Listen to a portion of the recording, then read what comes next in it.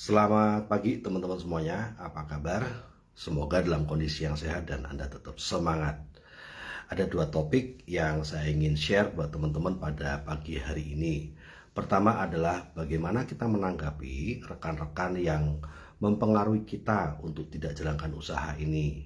Atau kalau bahasa kerennya, bagaimana kita menanggapi virus-virus yang mempengaruhi kita agar tidak jalankan usaha ini. Itu yang pertama. Dan topik yang kedua adalah motivasi apa yang membuat kita agar bisa terus bersemangat, dan bukan cuma semangat tapi punya keyakinan bahwa kita itu sukses. Karena kalau orang hanya semangat saja namun tidak punya keyakinan, kan ya jadinya gamang ya jalannya ya. Bener gak sih yang kulakukan? Atau sebaliknya, jika orang memiliki punya keyakinan gitu ya, memiliki keyakinan tetapi dia tidak ada semangatnya, ya akhirnya dia juga tidak akan bergerak kan.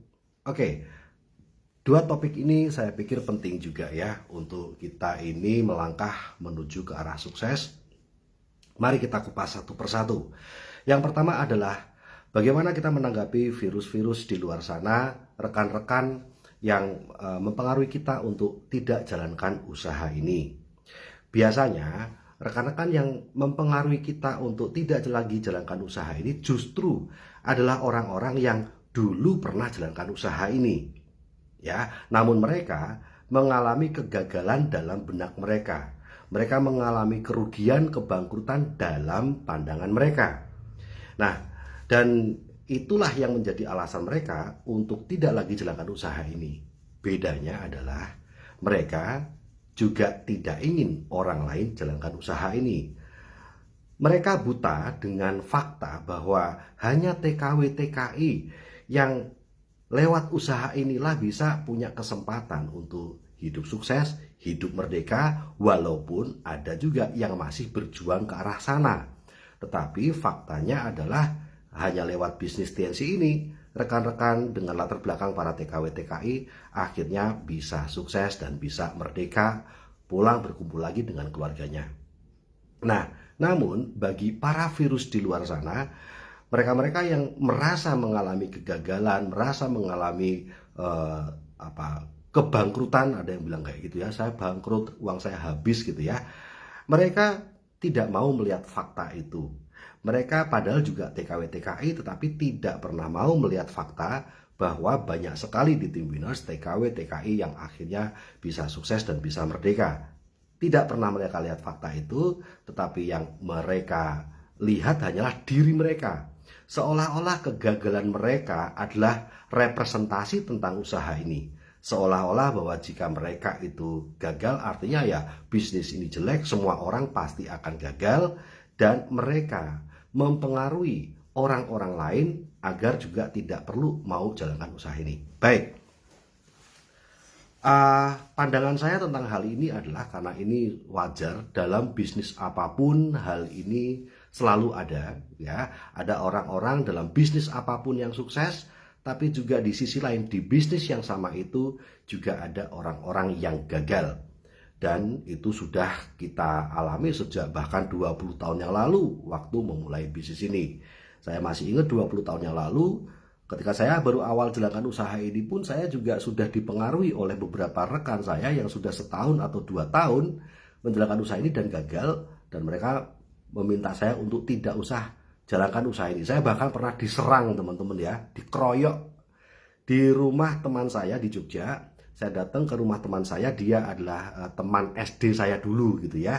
Lalu ketika saya presentasi di ruang tamunya, seluruh kakak-kakaknya, mbak dan masnya dia itu ada totalnya mungkin berlima lah pokoknya, datang ke situ semuanya, mentertawakan saya, ngeroyok saya semuanya, dan mereka mengatakan kita udah duluan ikut TNC setahun yang lalu, kamu telat gitu ya, dan faktanya gak ada yang sukses. Ini adalah orang-orang yang bekerja, ini adalah orang-orang yang lulusan sarjana semuanya dan sudah bekerja semuanya, termasuk teman saya. Dan mereka mengatakan percuma lah gitu ya, kamu nggak, ini bisnis bohongan, ini bisnis cuma bikin rugi orang, ini cuma yang di atas yang menguntungkan. Nah, tetapi yang tidak mereka ketahui adalah Saya ini melihat dari dua sisi. Gitu. Saya ini melihat dari sisi mereka yang ngomong seperti itu, tapi di saat yang bersamaan saya juga melihat dari sisi upline saya, serta bukti orang-orang yang sukses yang saya melihat sharing mereka di seminar-seminar, di pertemuan, bahwa mereka akhirnya hidupnya bisa berubah. Mereka akhirnya bisa sukses lewat usaha ini, dan ternyata cara pandang mereka, cara bekerja mereka memang berbeda dengan orang-orang yang gagal. Bahkan orang-orang yang sukses, para upline saya yang sukses, sudah mengatakan dulu pada saya bahwa sebenarnya kita-kita itu juga sama dengan mereka-mereka yang gagal. Tapi bedanya adalah mereka melakukan cara kerja yang salah, tetapi mereka tidak mau berubah. Sementara kami dulu cara kerjanya ngawur, tetapi kami mau berubah menjadi lebih benar sesuai dengan sistem. Yang kedua, bahwa mereka pun ketika mempraktekkan cara kerja yang benar, namun mereka tidak sabar dengan hasilnya. Dipikir cara kerja yang benar harus langsung ada hasilnya. Ya, itu sama saja seperti petani nanam sekarang pengennya minggu depan panen. Nah, sementara kalau kami, selama kami sudah melakukan cara yang benar, kalau belum kelihatan hasilnya, itu kan cuma hasil yang di atas tanah. Tapi hasil yang di bawah tanah itu sebenarnya sudah ada hasilnya. Seperti halnya kita tanam pohon mangga. Ya, pohonnya belum jadi gede, apalagi ada buahnya, tentu saja belum ada. Tetapi akar di bawah tanah itu sudah mulai bertumbuh, yaitu apa? Pemahaman tentang bisnis yang benar, memperbaiki sikap yang benar, mengerti tentang 3 prinsip dasar, hadir ke pertemuan, disiplin, dan sebagainya, dan sebagainya. Nah, karena saya melihat dari dua sisi, saya pelajari dari orang-orang yang sukses ini, maka ketika di lapangan saya bertemu dengan orang-orang gagal yang kemudian putus asa, orang-orang yang harusnya sukses tetapi mereka berhenti lebih cepat gitu ya, dan kemudian jadi virus, ya saya maklum-maklum saja gitu ya. Ya silahkan, setiap orang punya pilihan. Namun ada satu kalimat dari upline saya yang membuat saya sungguh-sungguh mikir 1000 kali kalau mau ikut berhenti seperti mereka. Upline saya bilang begini, jika memang kehidupan orang-orang yang mundur dari bisnis TNC ini, hidup mereka lebih baik lagi setelah itu, kondisi keuangan mereka lebih baik setelah mereka mundur dari TNC, lalu kebahagiaan anak-anak mereka lebih bahagia, tabungan mereka jadi lebih banyak, hutang mereka jadi lunas semuanya, yang tadinya nggak punya mobil jadi punya mobil, yang tadinya terpenjara jadi bisa merdeka setelah mereka mundur dari bisnis ini. Artinya, jika setelah mundur dari bisnis ini hidup mereka jauh lebih baik, ya udah, mari kita ikut mundur. Mari kita ikuti mereka. Kan kita ini bukan peduli sama prosesnya, kita kan peduli sama hasilnya. Nah, jika mereka setelah mundur dari TNC, hidup mereka 1 tahun, 2 tahun kemudian lebih baik daripada sebelumnya, ya mari kita ikuti mundur. Gitu. Mari kita ikuti keluar dari bisnis ini seperti mereka, kalau memang hasilnya setelah itu hidup mereka 1 tahun, 2 tahun, 5 tahun lebih baik. Faktanya teman-teman, yang saya perhatikan, kehidupan mereka 1 tahun, 2 tahun, 3 tahun malah lebih buruk. Kalau dari buahnya saja buruk, saya bisa melihat pasti akarnya lebih buruk lagi gitu. Saya tidak melihat bahwa orang-orang, terutama sekarang kalau saya terapkan pada dunia para perantau, saya tidak melihat bahwa para perantau setelah mereka berada di lingkungan yang positif seperti di TNC ini lalu mundur, lalu mereka kemudian punya prinsip hidup yang lebih positif. Setelah mundur lalu mereka punya cara berpikir yang lebih maju. Setelah mundur lalu mereka cara pandang mereka tentang memberikan kasih sayang pada keluarga, gak cuma kasih uang dan barang, lalu lebih berkembang lebih baik. Tidak. Secara akar dalam pikiran yang saya lihat dari rekan-rekan yang mundur dari usaha ini malah lebih parah. Mereka makin tidak memikirkan tentang impiannya. Mereka makin tidak memikirkan tentang kebahagiaan orang-orang yang ditinggal mereka merantau. Mereka makin tidak peduli tentang batin orang-orang yang disayanginya serta masa depan yang cerah bagi keluarganya.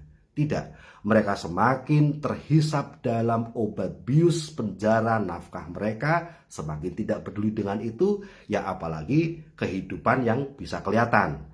Makin lama mereka makin tinggalkan usaha ini, mereka makin tidak peduli, sepertinya mereka berhura-hura di luar negeri, tetapi ya anak-anaknya makin tumbuh tanpa kasih sayang orang tuanya. Mau sekolahnya makin tinggi kayak, mau rankingnya makin bagus kayak di sekolah, tetapi seperti apa sih kehidupan anak-anak tanpa kasih sayang orang tua? Dan orang tuanya juga nggak mikirin hal itu, yang penting kasih uang dan barang. Kita sendiri juga sudah nebak-nebak, udah bisa menduga gitu ya, pasti lebih kacau. Dan bagaimana juga dengan kehidupan ekonominya? Apakah setelah mereka mundur dari bisnis ini, yang katanya ngabisin duit itu, saya juga heran, bisnis kok ngabisin duit ya? Kalau bisnis butuh modal biaya, ya itu di mana-mana bisnis seperti itu. Mau buka warung kayak, mau buka bengkel kayak, apapun itu, bahkan orang kerja kantoran aja selalu ada pengeluaran untuk modal dia bekerja di kantor. Nah, tetapi orang ini kok berpikir bahwa bisnis malah ngabisin duit. Jadi orang ini nggak ngerti antara modal kerja dengan uang habis untuk bisnis, itu dia nggak ngerti gitu ya. Nah, tetapi secara fakta juga keuangan mereka semakin berantakan. Keuangan dalam hal tabungan untuk masa depannya, keuangan untuk bulanan, itu juga semakin berantakan. Nah, ini dia, karena itu tadi mereka tidak pernah ada dalam lingkungan yang positif, lingkungan yang mendidik mereka tentang keuangan, tentang pengembangan diri, tentang masa depan yang benar seperti apa, sikap sebagai ibu, sebagai bapak, sebagai pasangan, sebagai anak, sebagai orang tua yang benar itu seperti apa. Itu tidak ada lingkungan seperti itu dalam diri mereka. Nah, sehingga kalau saya lihat, ini mungkin saya bisa salah, tapi kalau yang saya lihat justru rekan-rekan para perantau terutamanya yang kemudian tidak lagi jalankan bisnis ini, keluar dari komunitas kita malah makin berantakan. Jadi ngapain saya ikuti itu gitu ya. Sementara yang jalankan bisnis ini dengan benar, gak cuma bergabung ya, tetapi juga konsultasi sama upline-nya yang sudah sukses, kemudian hadir ke setiap acara, hadir ke pertemuan-pertemuan. Nah, pada akhirnya mereka malah punya kehidupan lebih baik karena lewat cara berpikir yang lebih benar. So, sekarang silakan kita semua ikuti saja ya, mana yang hasilnya lebih baik. Kalau Anda mau ikuti para virus itu, ya pastinya itu karena Anda melihat hidup mereka lebih baik setelah keluar dari bisnis ini. Apakah betul lebih baik? Apakah betul setelah itu keuangan mereka lebih baik, hubungan keluarga mereka lebih baik, cara berpikir mereka lebih baik? Kalau memang betul, ikutin aja. Tetapi kok kayaknya ya, secara fakta saya justru melihat, justru rekan-rekan yang jalankan usaha inilah yang lebih baik, walaupun tidak harus selalu diukur pertama kali dengan uang, tetapi dengan cara berpikir, karena uang itu hadirnya lewat cara berpikir yang benar.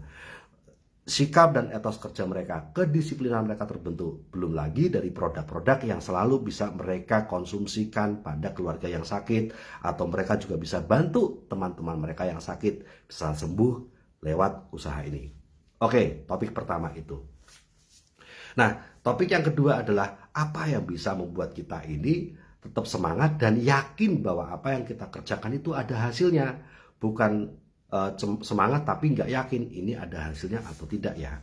Nah, mari kita ambil patokan teman-teman. Kalau saya, patokan saya adalah penyemangat saya itu selalu munculnya dari orang-orang yang menjadi titipan Tuhan dalam hidup saya. Gitu. Selalu itu. Bukan dari sayanya sendiri, bukan dari faktor saya, tetapi dari orang-orang yang menjadi titipan Tuhan dalam hidup saya. Orang tua saya itu adalah titipan Tuhan dalam hidup saya. Pasangan saya adalah titipan Tuhan dalam hidup saya. Dan anak-anak saya adalah titipan Tuhan dalam hidup saya. Sebenarnya saya juga berpikir bahwa downline-downline yang ingin sukses lewat usaha ini di tim saya juga titipan Tuhan dalam hidup saya. Nah, kalau saya melihat anak saya, apanya yang membuat saya nggak semangat? Saya masih ingat sekali bagaimana dulu saya tidak bisa memberikan pendidikan terbaik buat anak saya. Apanya yang membuat saya nggak semangat jalankan usaha ini? Jika itu adalah untuk titipan Tuhan yang sungguh-sungguh saya cintai ini. Nah, dan seandainya karena saya tidak pernah mengalami teman-teman terpisah dengan anak saya karena urusan nafkah gitu ya. Tidak, karena saya memang sudah sejak masih belum menikah, saya belum berkeluarga, belum punya istri, belum punya anak, saya masih single. Saya memang sudah mati-matian jalankan usaha ini.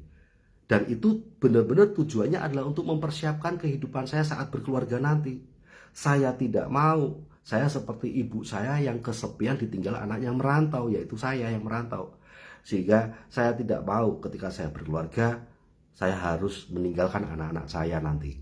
Karena saya harus merantau. Itu sebabnya saya jalankan usaha ini saat saya masih single, supaya saya tidak perlu harus cari uang lewat gaji majikan dan meninggalkan anak-anak yang menjadi titipan Tuhan ini. Nah, sehingga kondisi ketika akhirnya saya sudah berkeluarga, saya sudah bisa punya penghasilan dari usaha ini, anak-anak saya lahir dan tidak pernah saya tinggalkan karena saya selalu memperjuangkan usaha ini.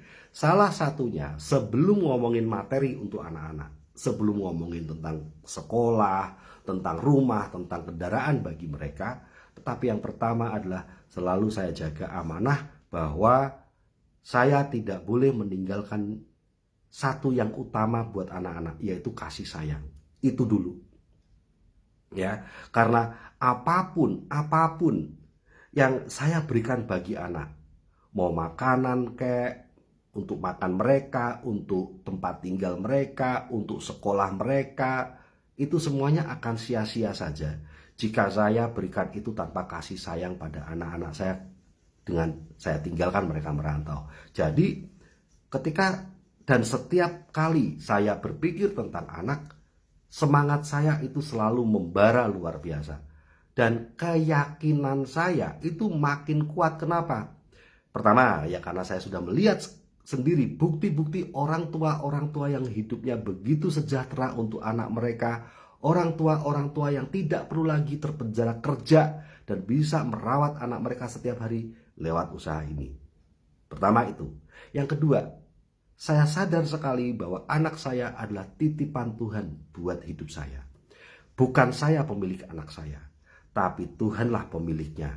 Sehingga apakah Tuhan berkenan saya tetap merawat anak saya, atau apakah Tuhan tidak berkenan saya merawat anak saya, apakah dia senang dengan cara saya merawat titipannya ini, ataukah dia nggak senang dengan cara saya merawat titipannya ini. Nah, itu sangat justru membuat saya yakin teman-teman. Kenapa? Ketika saya jalankan usaha ini, saya selalu berdoa, selalu memohon sama Tuhan, dan seperti presentasi sama Tuhan gitu ya. Saya seperti presentasi gitu sama Tuhan. Saya katakan pada Tuhan bahwa Tuhan, bantu aku sukses, bantu timku sukses. Karena kesuksesan ini adalah agar aku bisa merawat titipanmu, agar aku tidak meninggalkan titipanmu, agar titipanmu ini menjadi anak yang mendapatkan kasih sayang dariku dan dari mamanya dia, agar aku tak perlu lagi ninggalin dia, agar aku benar-benar bisa memberikan kasih sayang sebagai pondasi awal semua pemberianku berikutnya, pemberianku untuk makannya, pemberianku untuk sekolahnya, pemberianku untuk rumah tempat tinggalnya. Namun Tuhan, bantu aku untuk sukses agar aku selalu bisa merawatnya dengan kasih sayang. Aku sadar ini titipanmu, maka dia harus mendapatkan kehidupan yang terbaik lewat perjuanganku. Aku ingin kau tetap percaya, aku pantas kau titipi anak ini. Kurang lebih seperti itulah teman-teman. Doa saya, permohonan saya kepada Tuhan untuk mempercayakan kesuksesan hadir dalam hidup saya, karena ini adalah untuk darah daging saya namun titipannya dia. Nah, begitu pula hal yang sama yang saya mohonkan sama Tuhan ketika saya berjuang sukses ini adalah untuk orang tua saya, untuk ibu saya satu-satunya. Saya katakan sama Tuhan, saya presentasi Tuhan bahwa saya tidak bisa membahagiakan ayahku, titipanmu. Namun saya mendapatkan berbagai kasih sayang perawatan dari ayah dan ibu, dan saya ingin membalas budinya.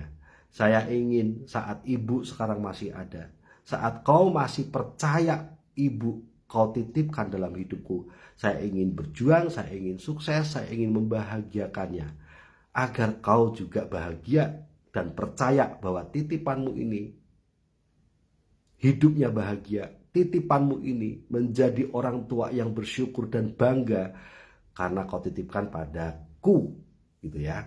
Nah, begitu pula dengan istri saya, begitu pula dengan Bu Sari, gitu. Karena bisa saja Tuhan menitipkan Bu Sari menjadi istri orang lain, bukan istri saya. Bisa saja, gitu. Dengan sebuah perpisahan dan sebagainya. Nah, namun saya juga terus presentasi sama Tuhan. Saya dalam berjuang, saya dalam bekerja keras, saya presentasi Tuhan, meminta Tuhan mengizinkan sukses itu hadir lewat setiap kerja keras saya, karena saya ingin membahagiakan titipannya menjadi pasangan hidup saya.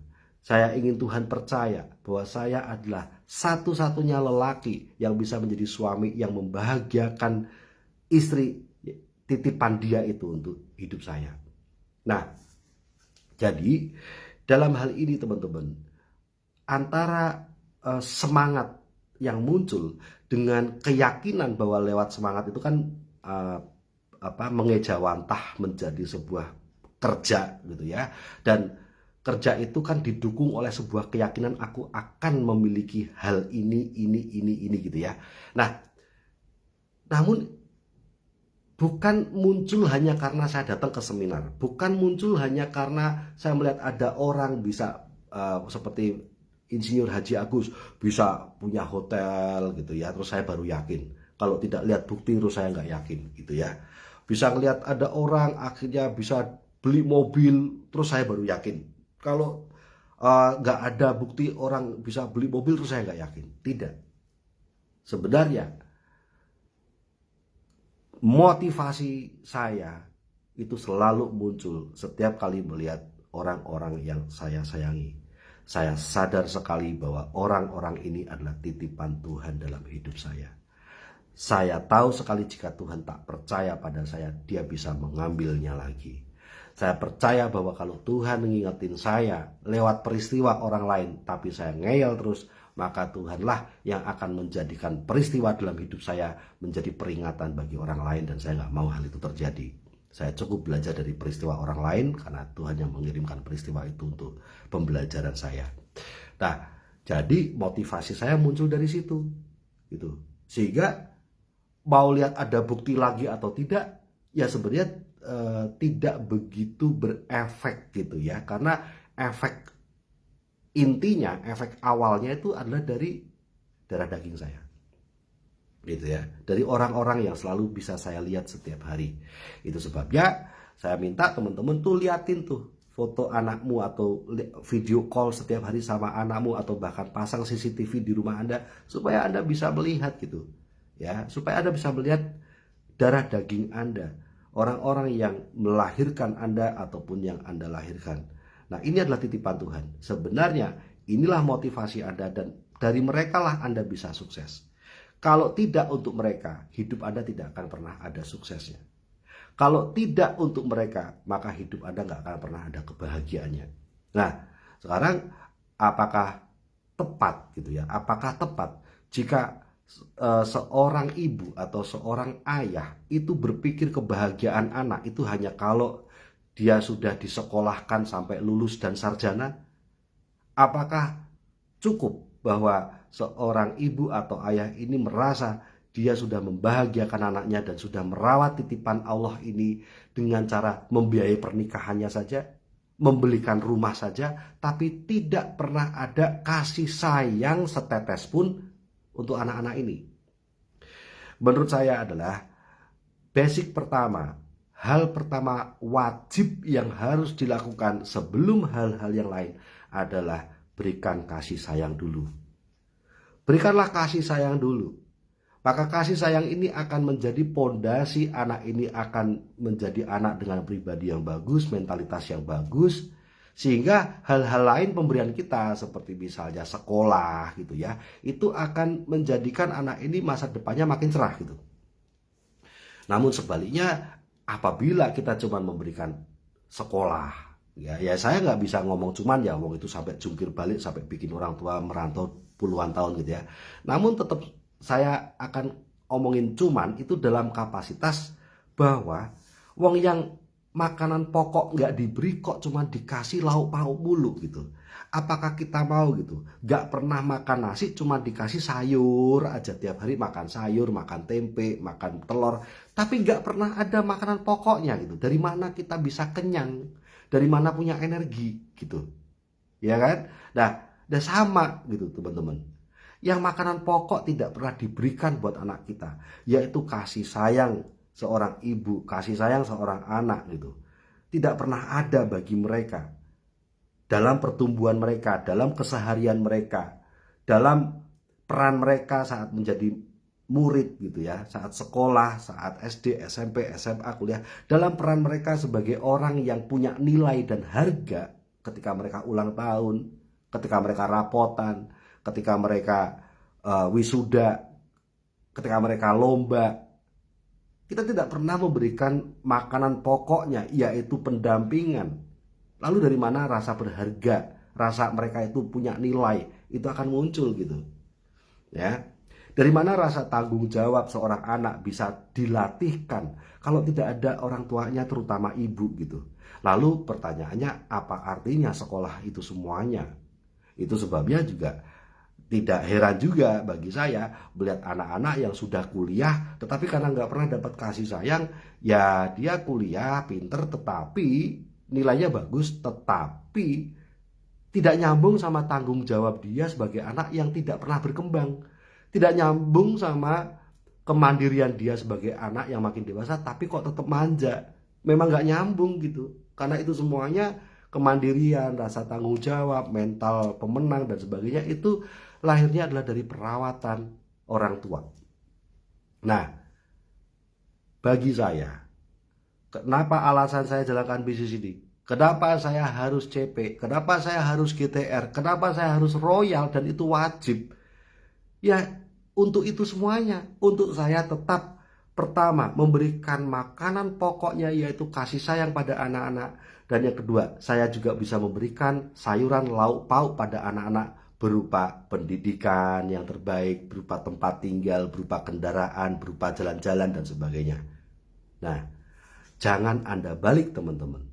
Karena nanti ini bisa balik ke diri kita sendiri dari anak kita. Itu. Anak kita ngerasa sudah memberikan sesuatu yang pokok gitu dari seorang anak pada orang tua, yaitu kita cuma dibeliin handphone, kita cuma dibeliin makanan gitu ya, dan tidak mau memberikan kasih sayang sama sekali karena mereka pun juga kita berikan itu saja dalam hidup mereka. Maka kita akan jadi orang tua yang kesepian. Nah, mungkin ini sharing saya buat teman-teman semuanya. Pertama, topik pertama adalah bagaimana kita merespon para virus di luar sana yang ingin kita mundur karena mereka merasa gagal dan mempengaruhi kita semuanya. Dan yang kedua adalah apa yang menjadi semangat saya, motivasi saya, serta keyakinan saya bisa sukses. Anak saya adalah titipan Tuhan. Maka saya yakin jika saya berjuang untuk kebahagiaan anak ini, bukan cuma materi saja, tetapi juga kasih sayang dan kebersamaan, saya punya keyakinan yang amat sangat kuat Tuhan akan membantu saya. Dan ini sudah terjadi pada semua orang sukses di dunia ini, apalagi di TNC. Semua orang sukses di TNC ini lewat motivasi seperti itu dan lewat keyakinan seperti itu, ya sukses semuanya. Dan sebaliknya, semua orang gagal di dunia ini dan semua orang gagal di TNC karena mereka punya motivasi dan semangat yang keliru serta keyakinan dari sumber yang keliru. Ya, itu aja teman-teman, semoga bermanfaat, sukses selalu.